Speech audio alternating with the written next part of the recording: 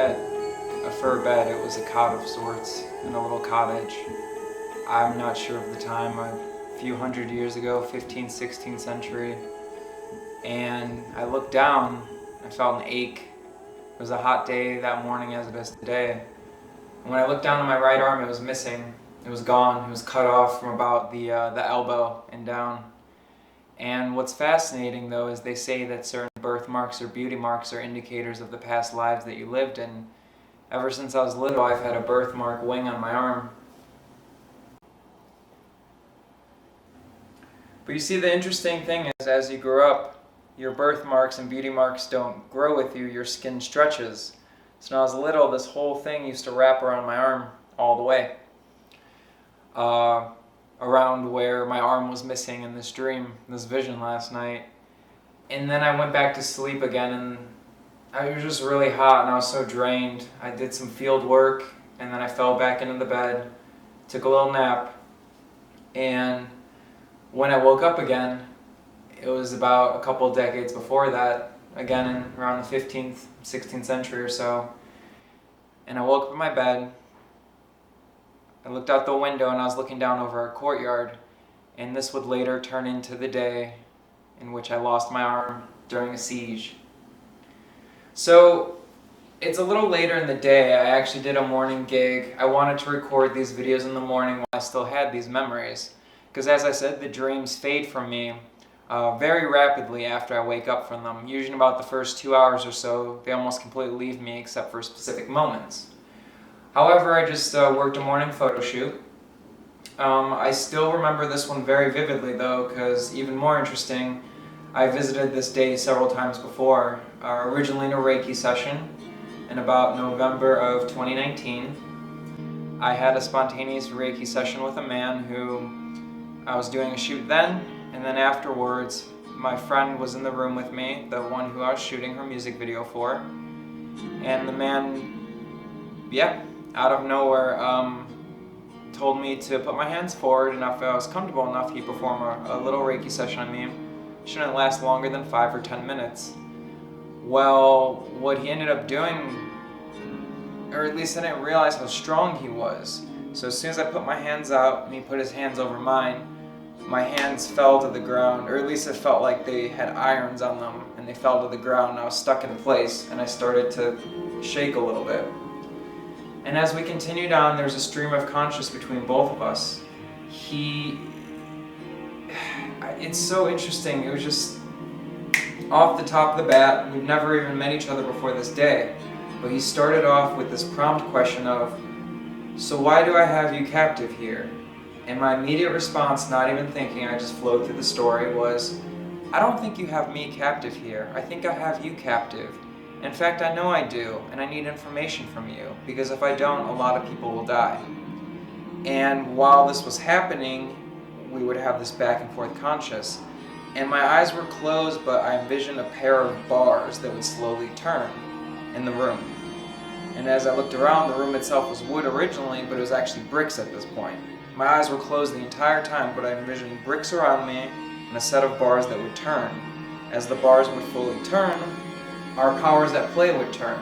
Captor and captive. He was my captive, I was his captor. Bars would turn again. I was the captive, he was the captor. And back and forth while we had this flow of conscious. I didn't quite understand it at the time. In fact, I was, admittedly, I was a bit, just upset with him. He did ask for permission to do the Reiki session, but I just didn't realize how strong he was, and I also felt like he did something to me because I seized up so much intense that I ended up just having several muscle pains a little bit the night following, and the next morning it felt like a train hit me. So here's where we go further into the story. That was the Reiki session. I ended up having a past life regression with my sister last time I was at home, last July of 2023. What is time anymore? 2024, apologies. When I was with my sister at home, we were advised by a close psychic friend of our family that maybe a past life regression between both of us would be good, because both my sisters really strong at them and I'd gain insight, but it'd also be a great bonding experience for both of us. This trusted friend was correct. It was an amazing bonding experience between both of us. And she was correct in the other way, that I gained quite a bit of an insight because the past life regression took me back to that day. You see, the Reiki session was me and him inside the cell of this castle area. The past life regression out of my sister was almost immediately following it at this point. It was as if I had just left the chamber, and this is the past life regression now. I'll sum this up and go into the dream. But in the past life regression, I left the chamber. I remember looking over the courtyard and I felt like a failure. Like I failed the whole court and the king and all of the kingsmen. I felt like this because, well, during a past life regression, you are put in a trance, and then you, depending on how the person guides you, they give you certain prompts. And you visit, I'm preface to say I'm not the most advanced with this stuff, so apologies if I explain this horribly. But during this trance and the prompt, you are visited by certain visions that are perceived to be past lives, potentially. I do believe there are past lives, though. During the past life regression, it ended up that I was looking over the courtyard and I felt like a failure because I didn't get the information from the man. I questioned him, I got some information, but I left the chamber, and you also kind of gain the knowledge of what happened previously, so I felt like a failure because ultimately I didn't torture him further to get the information out of him. I was the interrogator of this court, I felt, and I wasn't the strongest or the tallest knight. I've always been short in life. But it was my job to be good with people and to get information that they needed. So the whole past life regression was me walking around the courtyard, and then later that night the siege happened, where we were attacked by an opposing force. Presumably the opposing force was the force that this man was a court of himself. And the information I needed was probably to warn us of this attack, as well as what they would be doing, any way we can fight against it. And the past life regression ended in a very fulfilling way that this dream further enhanced. And I'll go into that now. So I've come to gain a great amount of respect for my sister because she is incredibly powerful with her abilities and her prompts and how to open up the mind. At least from my experience with this past life regression with her. But it's far more fulfilling when you can almost experience and relive it yourself. Because while you're doing the past life regression, it almost felt like I was kind of getting the cliff notes, whereas where I'm in my realm and I can dream, I can fully take everything on. So this is what happened in my dream, my world. In my dream, same exact thing as the past life regression, I left the chamber and I was looking over the courtyard, all the happy people and the families and everything. It was both incredibly joyous to see that we had such a beautiful kingdom, court, castle, what have you, with a lot of beautiful families and amazing people, all down below, celebrating just a glorious day and morning, as well as just living their lives. And where things get different in the past life regression, I saw certain people. I was visited by a friendly knight who walked me down the stairs to the court below. However, in my realm, it was interesting because I was seeing my current friends projected into these people. Certain archetypes of people that maybe are always around in your life, you always get good energy from. People that you simply just see for themselves, and they, again, light up a room for good reason because maybe you've experienced their energy before. So the knight who walked me down the stairs in the past life regression ended up being a close friend of mine. His name is Corey, the kind of person who everybody loves. No one has anything bad to really ever say about him. He's the kind of person that if they don't like him, you know that other person's an asshole most likely. So what was beautiful about this one was Corey was the knight who was a very close friend of mine. So Corey walks me down the stairs of the court. The other knights, kingsmen, watch guards, what have you, were all playing chess. Some were even already breaking into beer this early in the morning. And he could tell something was wrong with me. He knew I was a bit affected by something. He asked how the interrogation went. I said just fine. I didn't get the information I needed yet. And he knew it was important for us, but at the same time he was the quickest person to essentially coax me down a little. We continued to walk around. There was hens, I could hear children laughing. I could even, in this dream, smell just cooking meat. It was delicious. Just different aromas were filling my nostril. Like both good and bad. Like you have like the fresh cooking meat, which smelled amazing, and then everything did kind of smell like a zoo. It smelled like shit. You know, because medieval hygiene. So as we're walking around though, this was still daytime. It was almost as if the day itself started to accelerate too. It was like almost morning, probably before noon when we walked down the steps, but I could almost literally see the sun slowly starting to set during our simple walk around. We shared a few chats about life, just how we were both doing, the purposes of what we serve in this kingdom, this court. Forgive me if I keep flipping the name, I don't know the correct name. I'll say court from now on. But the purposes we all serve, how we each have a place in our own position, and sometimes we don't always fully succeed at it, but the fact that we continue to try, that's all that matters. And that sounded more like Corey than anything that I know. As we continue to walk though, him and I enjoyed the day. We then visited the king later, and he briefed me and the fellow kingsmen about the potential of attack and what else we could do. I then went back to the chamber to see the man one more time, to ask him if there's anything he could provide me. I was very tempted to, and this is where things got a bit dark in the dream, I was very tempted to pull a utensil off of a shelf. On this shelf there were several different very primitive tools, all very threatening, different knives, wiring even, a hammer, like some kind of like shears, old school shears. And I even took the hammer and I threatened to bust his knee at one point. But while trying to do this, I was a bit hesitant and I was almost a bit nervous in just the way I presented myself, and he could see that. It was at that point where him and I shared a little bit of a moment. At one point he said, "You really don't want to hurt me, do you?" And stupidly, but truthfully, I said to him, "I don't want to hurt you or anyone. But if I don't get the information I need from you, a lot of people I know and I love are going to get hurt in the process." He shook his head. He understood. He gave me a bit more information. He told me actually where his forces were located, some of them.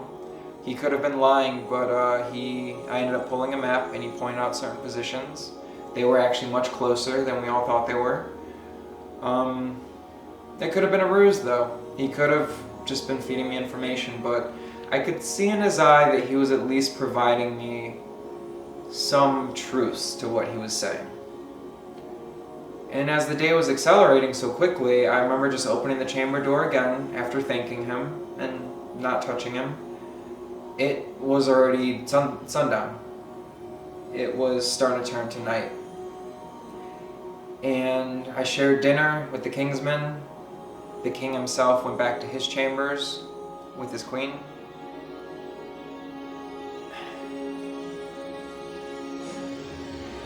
And it was really shitty. Because I was around the table full of just happy, jolly men. More drinks all around. We had finished up eating. Some of them were a bit buzzed, others a bit drunk, all sharing war stories and just so joyous in talking about the kingdom we were involved with and the court we were involved with and how magical it really was, how we were very lucky to be so safe and protected and in good company. And then that's when things went wrong. We heard a commotion outside, certain chants and shouts from over the wall. The court itself was all surrounded by walls, as all castles were. This made me immediately nervous. There was a pit in my stomach because I didn't quite see it, but I knew that we weren't the most protected in terms of outside the wall. It was simply just the ground itself and the castle walls. There was no moat We did, again, I didn't see this, but I kind of knew it. We had certain pyres or spikes coming out around the sides towards the mid to the top sections, but they were quite spread out and not covering all sides. Me and the Kingsman rushed outside, and that's when we saw the first person jump over the wall. He was dismounting off a ladder, actually. However they managed to do it, they had ladders tall enough to reach the top of the wall. First man rushed in, shot 2 arrows, one into the arm of a Kingsman, another into the head of a Kingsman. He was a really good shot. As he managed to do this, second, third, and fourth then jumped and dismounted the ladder behind him. Suddenly they were all around the top platform. Our archers took out the initial one and the fourth one, but the second and third remained, and there were more who were still coming.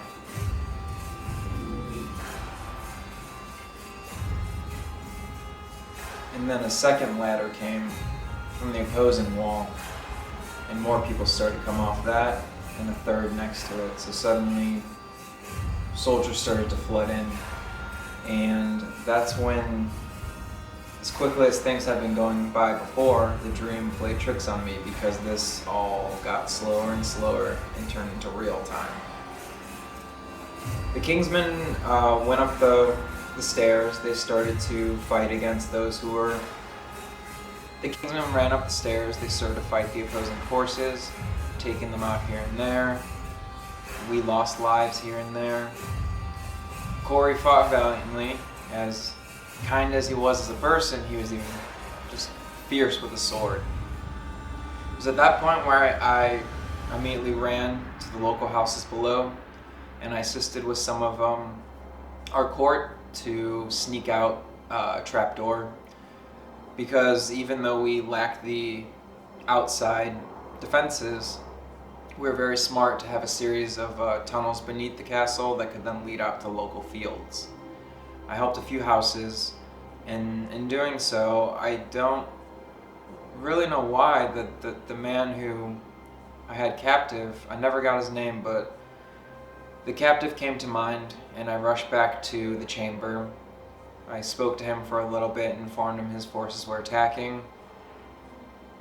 And for whatever reason, I opened up the cell and I let him go. He just ran off. He thanked me, but then he ran off. And then I continued back down to let some horses out. But by the time I got back out, we suffered heavy losses. Sadly, there was death all around me. The king actually, even at that point, had been wheeled out to the middle of the court. He was laying on the ground next to the queen, and I watched the forces behead him in front of me and some of the kingsmen before they could assist. I still felt very guilty about this. The queen they assaulted, as well as some of the villagers. And yeah, just death and torment all around us. And that's where the dream started to speed up again, but it was interesting, because between the king dying and towards the end of the dream, a lot of details get blurry. They all happen very quickly. But I just remember the final group of people I helped out through, I just remember turning. They ran out of their home. I motioned someone through a door. The forces attacking us saw me and they saw the door. So even though they were picked off here and there, I knew that the next house I had to help was a group of children and women, and we went out another way. There was a back escape if you were to go through the dining hall, out the back, and down below and through. There's a way in which you can go through a little side tunnel and out of a side door as well. And I never, even though I saw this before, this whole vision a couple times through the Reiki session, through the Past Life Regression, through another dream and dream moments. It was finally the time in which I know how I lost my arm. Always before, I was always like missing it at some point. But I let him out. I let him through the dining hall, and to go down the door and out, there's these two thick little side doors.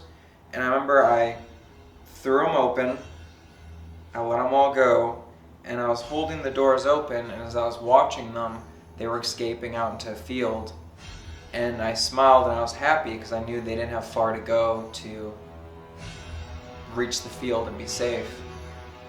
And I was doing this, and next thing I know, the door to my right started to swing back, and I felt a sharp pain in my arm. And I looked down, and there was my right arm on the ground before me. And I looked down at my arm, and right here was all sliced open with the bone and a bit of flesh hanging off. I turned quickly, I pulled a knife from my side, and I stabbed the guy in the throat, the guy behind me. What he must have done was he must have just taken a sword straight down, chopped the arm off. Arm fell.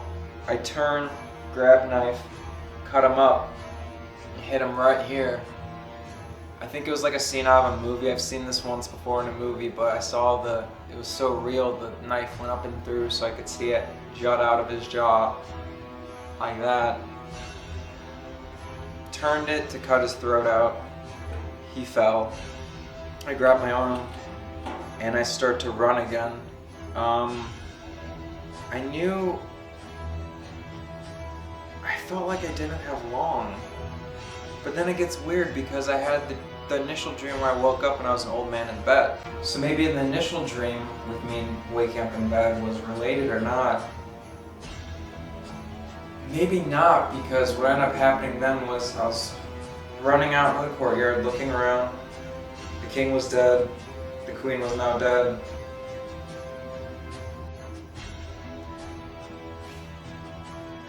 All the kingsmen were dead.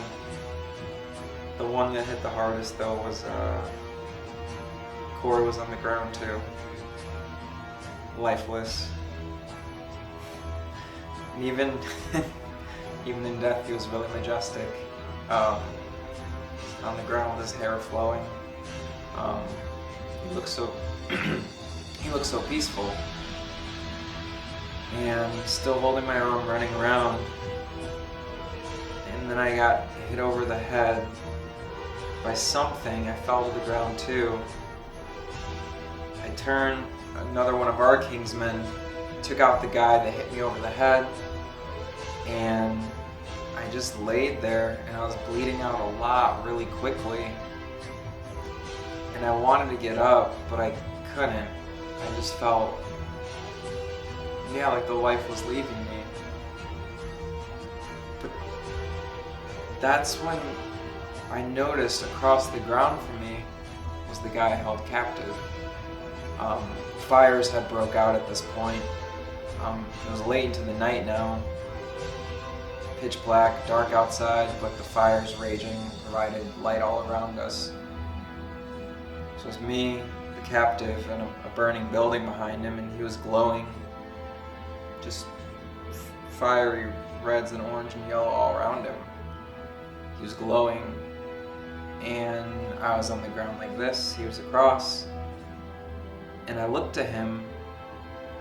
He had 3 arrows in his back, one in his shoulder, 2 more in his back behind him, and he was having trouble breathing. It was like his last moments actually. He was like like trying to catch his breath. And he looks at me, and I look at him, and he gives me a slight smile, it looked like just the smallest little turn on the edge of his lips. And I smile back. I don't know why, I just felt happy despite all the carnage around me. But then I looked at him and I noticed our whole court's colors were red. The opposing forces were a blue and a green. So the arrows in his shoulder and his back, they were the same blue and green from the opposing forces. They weren't our red arrows, the feathers on them, which means that his own people shot him with arrows. And then I realized why I was happy. I could have tortured him, done everything in my power to cause ill will to this man, to get any bit of information I could from him, but I didn't. I didn't at all. I chose not to harm this man, and for whatever reason I felt it in me that this had occurred before, that previous people I must have interrogated, I must have in hopefully some sort of way gone easy on or showed humanity to, as I did him. Not only did I not torture him, I was the one that also made the decision to let him go. Despite me letting him go in hopes that he could continue, he actually died by the hands of his own people, or was at least dying by the hands of his own people. So we lay there with all fires raging around us, sharing a moment where we were on the ground, both at the ends of our lives, and just simply not even enemies. We were, what I felt from the beginning, we were two people stuck in an unfair and shitty situation in which we both made choices, or we had to make choices throughout life that led us to this point for the sake of our own courts.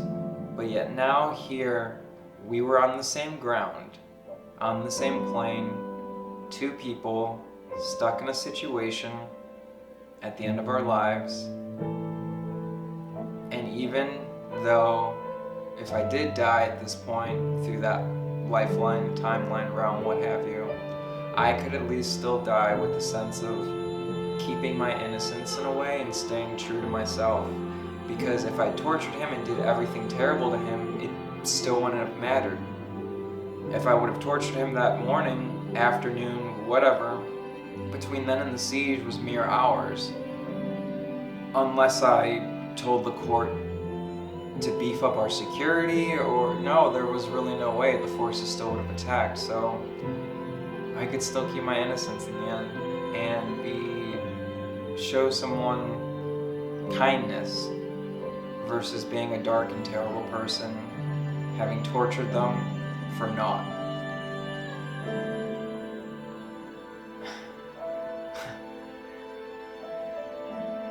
Yeah.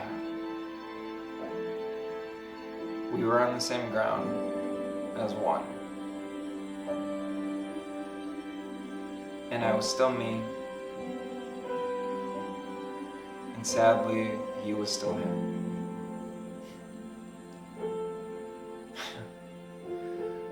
So, I guess from this dream, the lessons that I could take, if there were anything, were the lessons of just, as cheesy as it sounds, be true to yourself. Always show others kindness, even in the worst of situations. And always just do the best that you can. Despite dying or having died or just reaching the end of my life, if I did or not, I still got to be the one that helped people get out of the castle. I was on the ground dying, but there were still others who were off in the woods and had the chance to start a new life.